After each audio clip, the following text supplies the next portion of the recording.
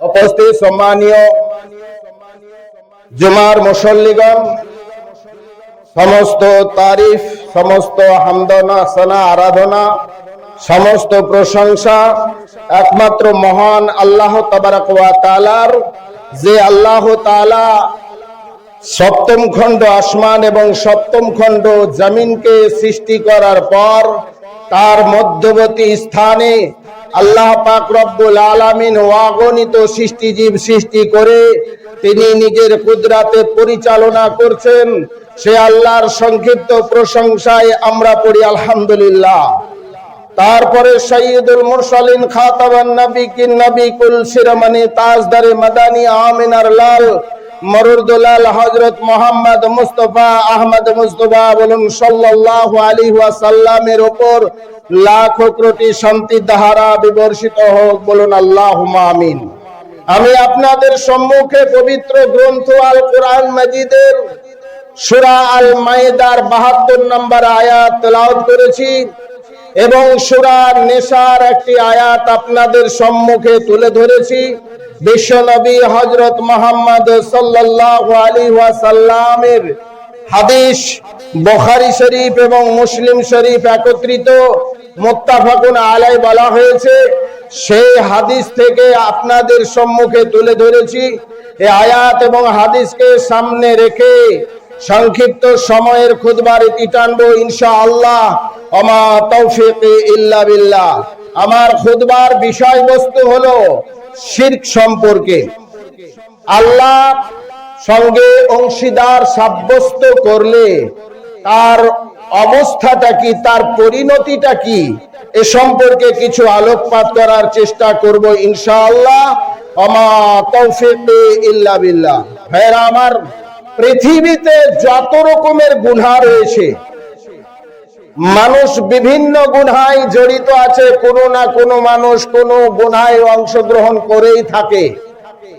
কোনো মানুষ বলতে পারবে না যে আমি নিষ্পাপ, কারণ নিষ্পাপ করে আল্লাহ পাক রব্বুল আলামিন মানুষকে দুনিয়াতে নিয়ে এসেছেন। কিন্তু মানুষ দুনিয়াতে যতদিন থাকবে পাপ করে, যারা আল্লাহর ওয়ালি হবে, যারা আল্লাহর দোস্ত হবে, যারা প্রকৃত আল্লাহর ভয়ে ভীতু হবে, তারা ওই গুনাহ করার পরে আল্লাহর কাছে ইস্তেগফার করবে। কিন্তু এমনই একটা মারাত্মক গুনাহ রয়েছে, এমনই একটা মারাত্মক পাপ রয়েছে যে সেই পাপ করলে আল্লাহ পাক রব্বুল আলামিন কখনোই ক্ষমা করবেন না। সে খালেস অন্তরে যদি তওবা করে তাহলে ক্ষমা হতে পারে। ভাইরা আমার, সেই পাপটার নাম হলো শিরক। আল্লাহ পাক রব্বুল আলামিন পবিত্র গ্রন্থ আল কোরআন মাজিদের সূরা লুকমানের মধ্যে বলছেন, আল্লাহ পাক রব্বুল আলামিন বলেছেন, ওয়াইদ ক্বালা লুকমানু লিবনিহি ইয়াইদুহু ইয়া বুনাইয়া লা তুশরিকু বিল্লাহি শাইআন ইন্নাস শিরকা লাযুলমুন আযীম।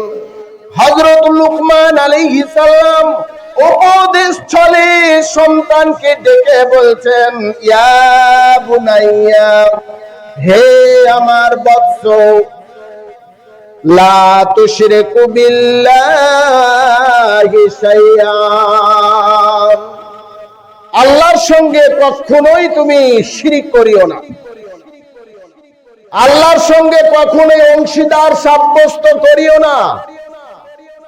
ইন্নাশ শিরকা লাযুলমুন আযীম, নিশ্চয়ই শিরক হলো সবচাইতে বড় জুলুম, সবচাইতে বড় অন্যায়, সবচাইতে বড় অত্যাচার। শিরক এমনই মারাত্মক একটা বস্তু। আল্লাহ পাক রব্বুল আলামিন হলেন ওয়াহদাহু লা শারীক, আল্লাহ এক, আল্লাহর সঙ্গে আর কাউকে শরীক করা যাবে না, কাউকে অংশীদার সাব্যস্ত করা যাবে না। একথা আল্লাহ পাক রব্বুল আলামিন পবিত্র কোরআনে সূরা ইখলাসের মধ্যে বলেছেন, হে মুহাম্মদ সাল্লাল্লাহু আলাইহি ওয়াসাল্লাম, আপনি বলে দিন, কুল হুয়াল্লাহু আহাদ, আপনি বলে দিন আল্লাহ একজন, আল্লাহুস সামাদ, আল্লাহর কোনো সমকক্ষ নাই, আল্লাহর কোনো অংশীদার নাই, আল্লাহর কোনো সঙ্গী সাথী নাই। লাম ইয়ালিদ, তিনি জন্ম দেননি, কোন মানুষকে আল্লাহ পাক রব্বুল আলামিন জন্ম দেননি, কোন মানুষকে আল্লাহ পাক সন্তান হিসাবে তৈরি করেননি। ওয়ালাম ইউলাদ, তিনি কারো সন্তান নন এবং তিনি কাউকে জন্মও দেননি। আল্লাহ পাক রব্বুল আলামিন সারা পৃথিবীতে যত মাখলুকাত সৃষ্টি করেছেন, সেই মাখলুকাতের মধ্যে শ্রেষ্ঠ মাখলুকাত হলো মানুষ। আর মানুষকে আল্লাহ পাক রব্বুল আলামিন ইয়া ইবাদি, হে আমার মাহবুব বান্দা, সে বান্দা হিসাবে গণ্য করেছেন। কিন্তু সবাই বান্দা হিসাবে গণ্য হতে পারবে না, সে কথা আল্লাহ পাক রব্বুল আলামিন পবিত্র কোরআনে বলেছেন, ফাদখুলি ফি ইবাদি, বান্দা হিসাবে গণ্য হতে গেলে আমার বান্দা হতে হবে, ইবাদত গুজার বান্দা হতে হবে, আমার প্রশংসা করতে হবে। ওয়াদখুলি জান্নাতি, তাহলে সেই বান্দা জান্নাতে প্রবেশ করতে পারবে। আর যদি আমাদের মনে সংশয় তৈরি হয়, আমাদের মনে সন্দেহ তৈরি হয় যে আল্লাহ বিশাল এত বড় একটা দুনিয়াকে একাই পরিচালনা করছে, তাহলে আল্লাহর দ্বারাই কিভাবে সম্ভব, এইরকম কারো যদি আশঙ্কা জন্মে যায়, তাহলে সে তো মানুষ থাকতে পারবেই না, সে একটা জানোয়ারের চাইতে নিকৃষ্ট হয়ে যাবে, কারণ সে মুশরিক হিসাবে গণ্য। হ্যাঁ আমার, কারণ আল্লাহ পাক রব্বুল আলামিন হলেন সর্ব ক্ষমতাওয়ালা। এ সম্পর্কে পবিত্র কোরআনে ওয়াগাদ আয়াত রয়েছে। আল্লাহ পাক রব্বুল আলামিন বলছেন, ইন্নাল্লাহা আলা কুল্লি শাইইন কাদির, নিশ্চয়ই আল্লাহ সর্ববিষয়ে সর্বশক্তিমান। ভাইরা আমার, আল্লাহ পাক রব্বুল আলামিনের সে আল্লাহর সঙ্গে কখনোই অংশীদার সাব্যস্ত করা যাবে না। আল্লাহ পাক রব্বুল আলামিন সূরা মায়েদার মধ্যে বলছেন, সূরা মায়েদার 72 নম্বর আয়াতে আল্লাহ পাক রব্বুল আলামিন বলছেন, আমাই ইয়াসরুকু বিল্লাহি ফাকাদ হারামাল্লাহু আলাইহিল জান্নাহ, যারা আল্লাহর সঙ্গে অংশীদার সাব্যস্ত করলো, যারা আল্লাহর সঙ্গে শিরিক করলো, আল্লাহ পাক রব্বুল আলামিন বলেন, হারামাল্লাহু আলাইহিল জান্নাহ, তাদের জন্য আমি চিরস্থায়ীর মতো জাহান্নাম জান্নাত হারাম করে দিলাম।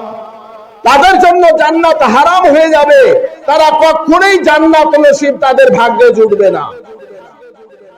তারপরে আল্লাহ পাক রব্বুল আলামিন বলছেন, ওয়া মাওয়াহুন নার ওয়া মা লিযালিমিনা মিন আনসার, তারা তো জান্নাতে যেতে পারবে না, জান্নাত তাদের জন্য হারাম করে দেওয়া হয়েছে, আর তাদের বাসস্থান হিসাবে তৈরি করা হয়েছে মাআহুন নার, তাদের সঙ্গী সাথী হবে, তারা জাহান্নামে প্রবেশ করবে।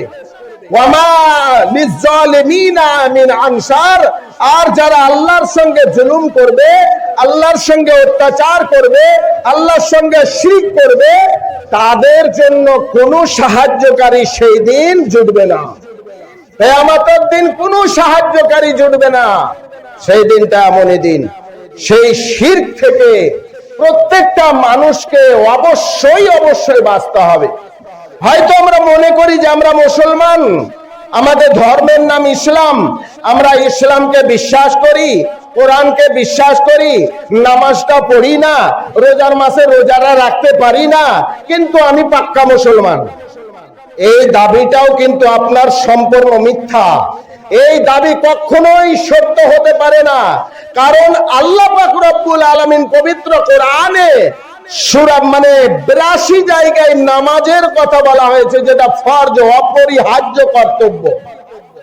কোন মানুষের কোন অজুহাত চলবে না যে আমি এই কারণে নামাজ পড়তে পারি না, এইরকম অজুহাত কোনো মানুষের চলবে না। এক কথায় খাস করে পুরুষদের চলবে না।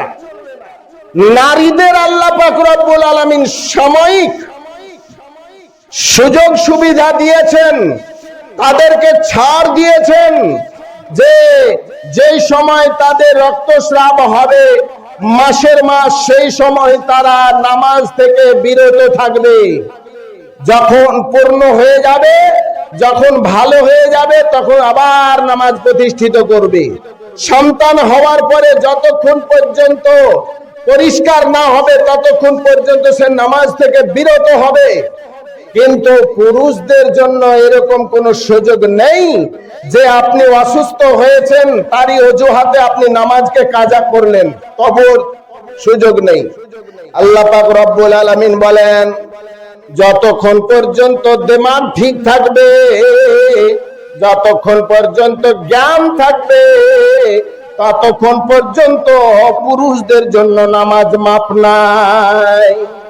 আল্লাহ পাক রব্বুল আলামিনের নবী বলছেন, যদি দাঁড়িয়ে নামাজ পড়া ফরজ, যদি দাঁড়িয়ে সম্ভব না হয় বসে বসে নামাজ পড়ো, বসেও যদি সম্ভব না হয় তাহলে ইশারাতে নামাজ পড়ো, শুয়া শুয়া ইশারায় নামাজ পড়ো।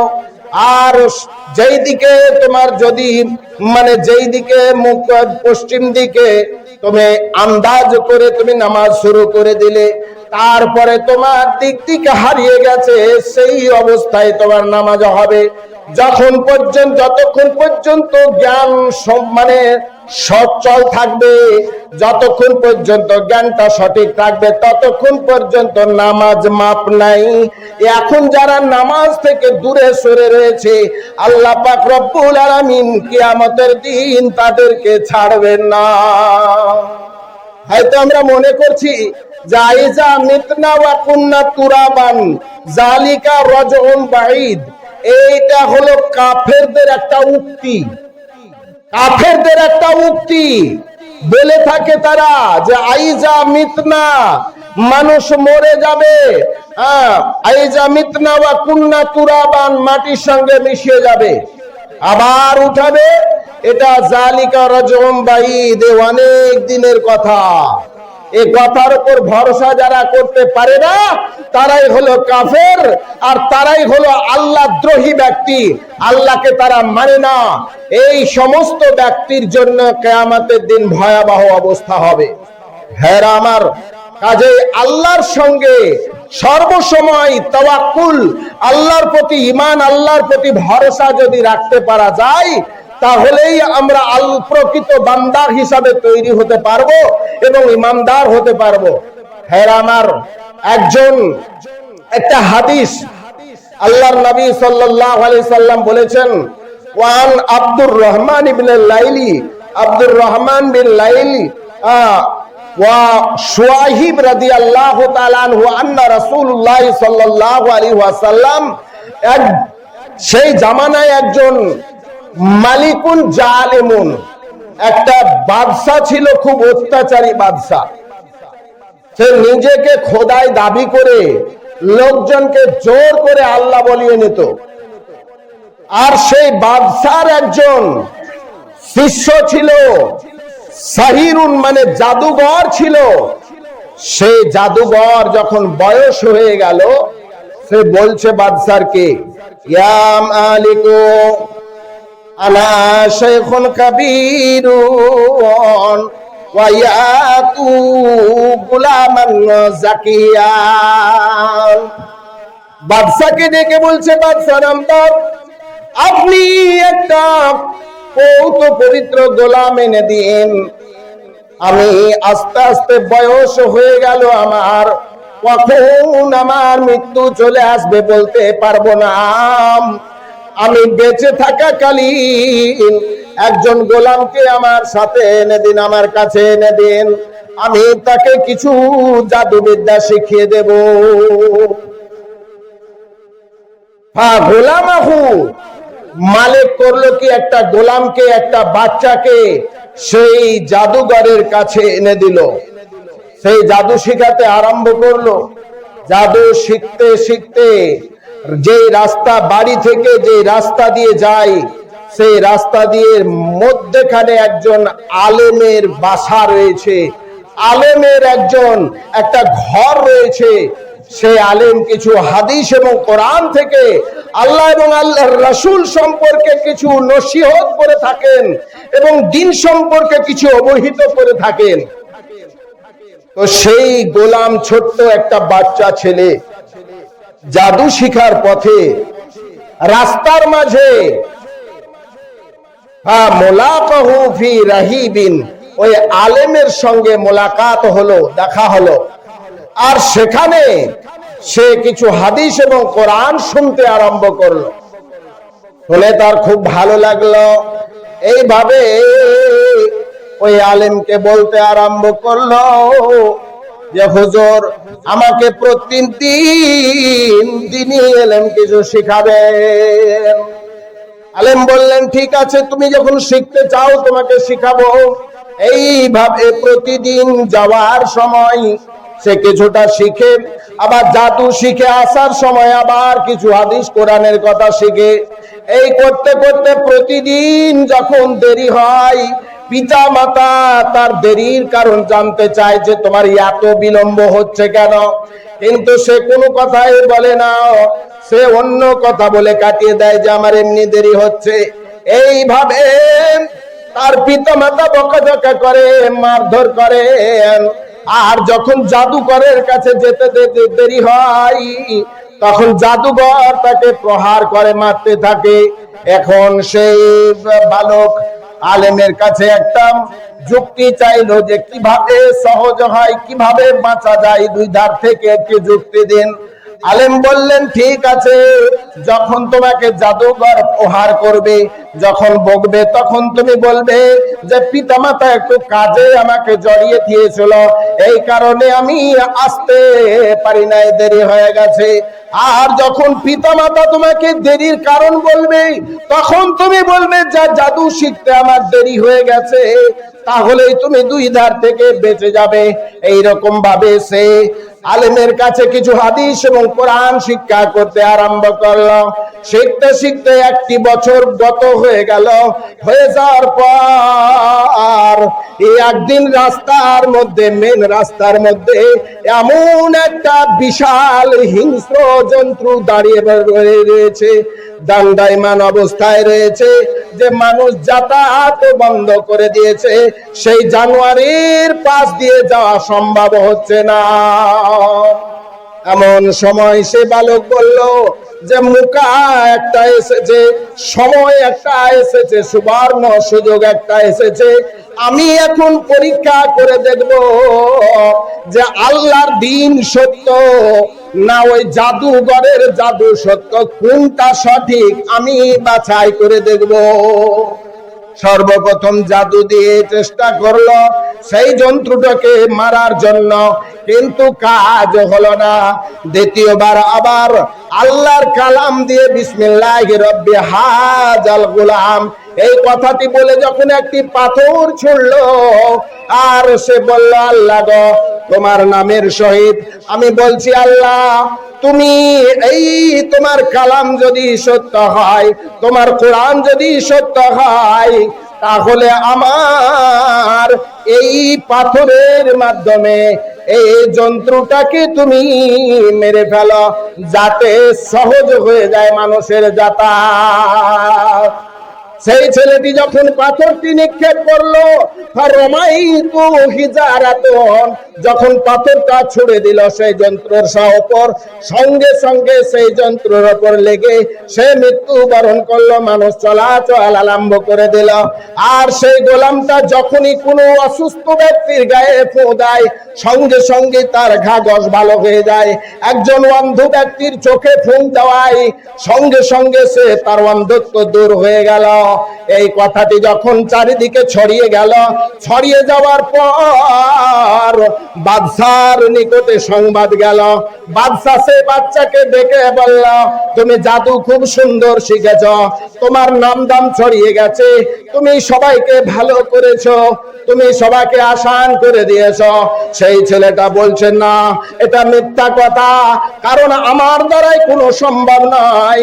যা কিছু করেছে মহান আল্লাহ পাক রব্বুল আলামিন করেছেন, আমি শুধু ওয়াসিলা হিসাবে ফু দিয়েছি, আমি শুধু ফু দেওয়ার আমার কাজ, আর ভালো করার মালিক হলেন আল্লাহ। তখন সেই বাদশা বলছে, আমি বাদ দিয়ে আর কোন অন্য আল্লাহ আছে নাকি? তো বলছেন, নিশ্চয়ই। আমাকে যিনি সৃষ্টি করেছেন, আপনাকে যিনি সৃষ্টি করেছেন, সেই রব্বুল আলামিন হলেন সারা বিশ্বের রব, সারা বিশ্বের আল্লাহ। সেই আল্লাহর প্রতি আমি ঈমান এনেছি, আপনাকে আমি আল্লাহ বলে মেনে নিতে পারবো না। আপনাকে আমি আল্লাহ বলে কখনোই মেনে নিতে পারবো না, কারণ এটা শিরক হয়ে যাবে, আর শিরকের কাজ আমার দ্বারাই করা সম্ভব নয়। তখন সে ব্যক্তি করল কি, সেই বাদশা করলো কি, সেই ছেলেটাকে অনেক বুঝানো সুঝানোর পর যখন ছেলেটা কখনো ইসলাম ত্যাগ করলো না, যখন সে ইসলাম থেকে ফিরে এলো না, তখন কিছু লোককে ডাকলো, ডাকার পরে বলল যে বাচ্চাকে নিয়ে যাও, নিয়ে যাওয়ার পর ওই উঁচু পাহাড়ে উঠাও, আর উঁচু পাহাড়ে উঠিয়ে তাকে ভালো করে বোঝানোর চেষ্টা করো। দেখো, আজকে তোমার শেষ দিন, আজ যদি তুমি ইসলাম পরিত্যাগ করে তুমি ওই বাদশার কথা মোতাবেক মানো, বাদশাকে আল্লাহ বলে মেনে নিতে পারো, তাহলে তোমার জীবনটা বেঁচে যাবে। তখন সেই ছেলেটা বলছে, আমি আল্লাহর সঙ্গে কখনোই শিরিক করতে পারবো না, কারণ আল্লাহ পাক রব্বুল আলামিন বলেছেন, যারা আল্লাহর সঙ্গে শিরিক করলো, হারামাল্লাহু আলাইহিল জান্নাহ, তার জন্য জান্নাত হারাম হয়ে যায়। কাজে আল্লাহর সঙ্গে আমি শিরিক করতে পারবো না, আল্লাহর সঙ্গে আমি অংশীদার সাব্যস্ত করতে পারবো না। আমার প্রাণ যদি চলে যায় তো যাক, তাতে আমার কোনো অসুবিধা নেই।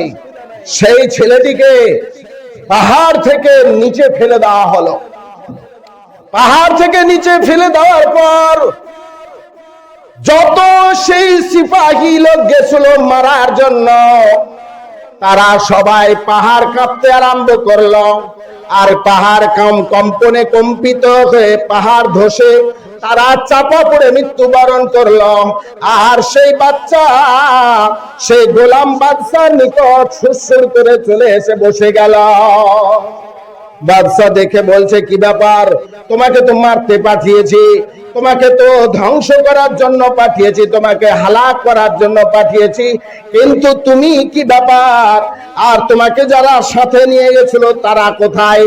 তারা তখন সেই গোলাম বলছেন যে মহান আল্লাহ পাক রব্বুল আলামিন আমাকে বাঁচিয়েছেন আর তাদেরকে হালাক করে দিয়েছেন।